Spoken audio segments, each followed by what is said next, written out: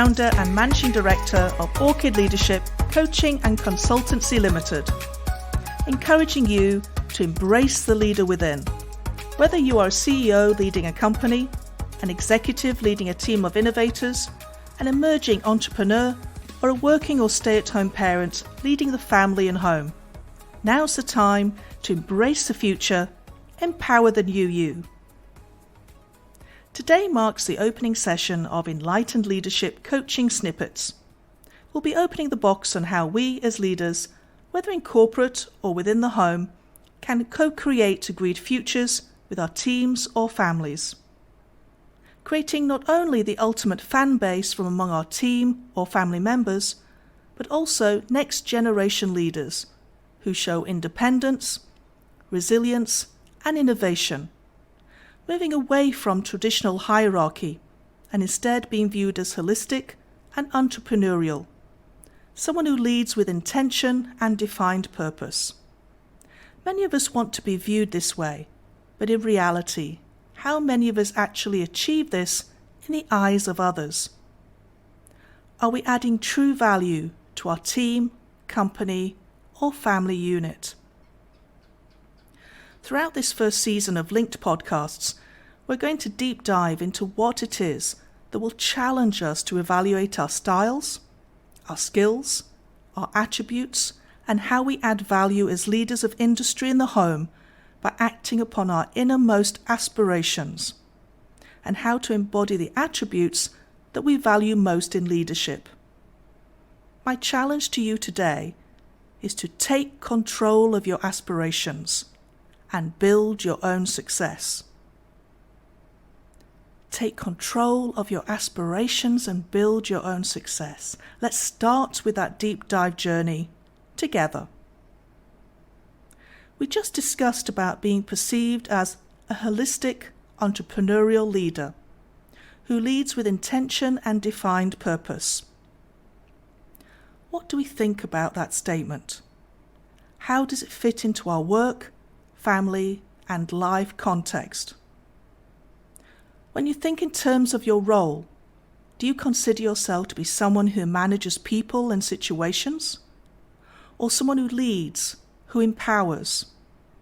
Of course, the simple truth is that we apply aspects of both within what we do. It begs the question, however, do you see yourself as someone who successfully manages and who possesses leadership skills, or alternatively, as a successful leader, period, who demonstrates natural management skills and aptitude in what they do as a leader? To know and understand our inner truths towards being successful in leadership within our teams, companies, or homes, whilst earning the respect and loyalty of others, takes time, energy, and of course commitment. It takes an introspective journey of self. Are you bold enough to take that leap? Only those willing to kick the ego of position, power, or leadership title aside will really gain ultimate value. When we think of what it takes, it quite simply is a question of being the leader you would follow. But who or what might that look like? How might we shape the necessary skills, accumulate the necessary attributes? And is it that leaders are born into success or grow into success by their actions? Think of a leader you hold respect for.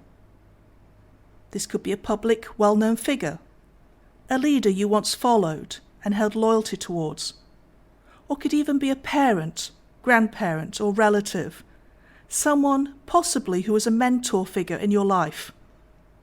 What common attributes do you share with that person? If you find yourself lacking, why is that? What is it that's holding you back from being the leader you aspire to be? When we aspire towards being the leader we would follow and who will create opportunities and the environment for others to lead, there are many themes we will cover together in this first season of podcasts. The first area I'd like to draw out of the box, however, is to create vision and inspire, leading with authenticity. When we think of leading with authenticity, what does that look like? When visualizing that person, who do we picture? How does it feel engaging with that person? Being the person others choose to follow with transparency and genuine intent, developing one's own brand of leadership whilst living your true values. How many of us place a leadership mask over our face when we enter the workplace, or when parenting within the home? Are we the same person with the same values in all our interactions, whether personal, work-based, or when interacting with our children? This is an important area to consider, as our integrity depends upon the answer that we give. It's common practice to devise and uphold a company vision. However, how is that vision created, shaped, and embedded? Is it merely downloaded and reshaped after a Google search? Or is it co-constructed with others to truly reflect a common identity and future objective? Indeed, we should also ask, what vision do we shape and create with our families at home? Do we have a journey in mind? Do we discuss and shape that with our spouse and family members? Or do we merely exist day to day and follow the flow? The vision, whether at work or at home, unites us with collective purpose, bringing imagined and often bold ideas to fruition with simple clarity and compelling communication that motivates action. Create vision and inspire. What does that mean to you? What key words come to mind? For me, it's a co-constructed, shared and agreed picture, where there is a buy-in and ownership by all, unity, collaboration, the freedom to think and reflect, creatively and out of the box. As a leader, how do we then inspire such outcomes? For me, it's about acting with truth and deliberate intent, rather than merely being reactive. Being the inspiration and empowerment to others creates the ability to think beyond in a creative, collaborative, and supportive environment. Coming back to the essence of leading with authenticity, have you often reflected on your dominant leadership style? The work or home environment that you have helped shape and embed, or do you just go with the flow that has gone before and reenacted repeated strategies, whether successful or not? How effective are your strategies when working with or shaping the lives of others?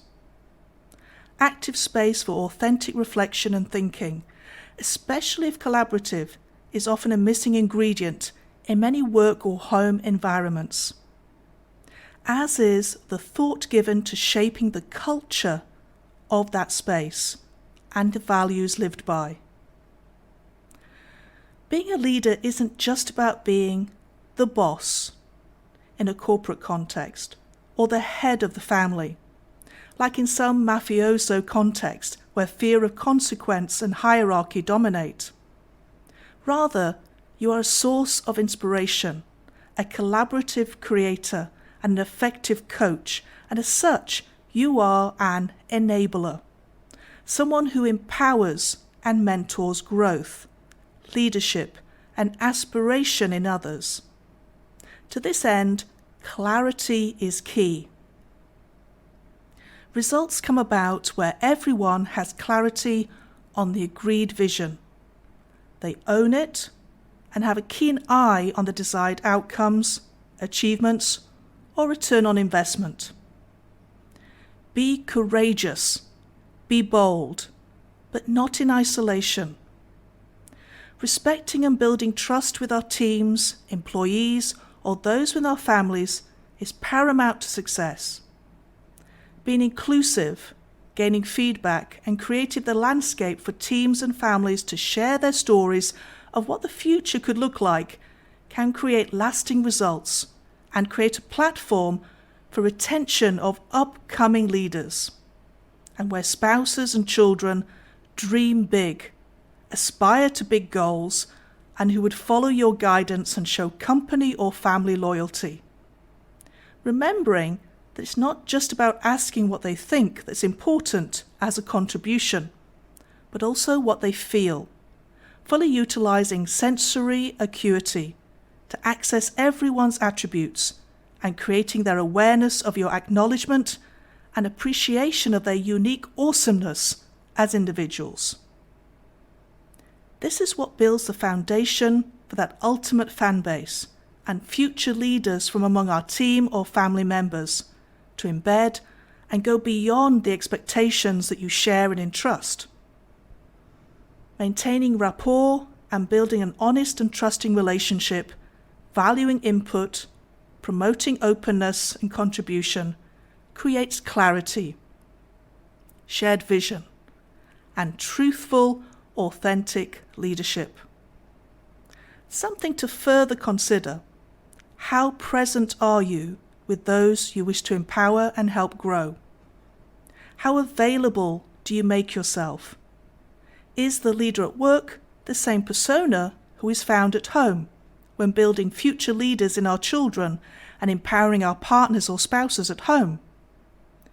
True authenticity in leadership, in corporate and within our homes, is about presence, living in the moment and being true to yourself and your values, and putting others at ease.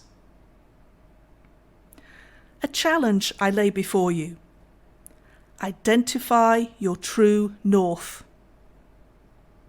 Identify your true north, shape and define your compass boundaries, and which of your inner values shape your unique leadership narrative.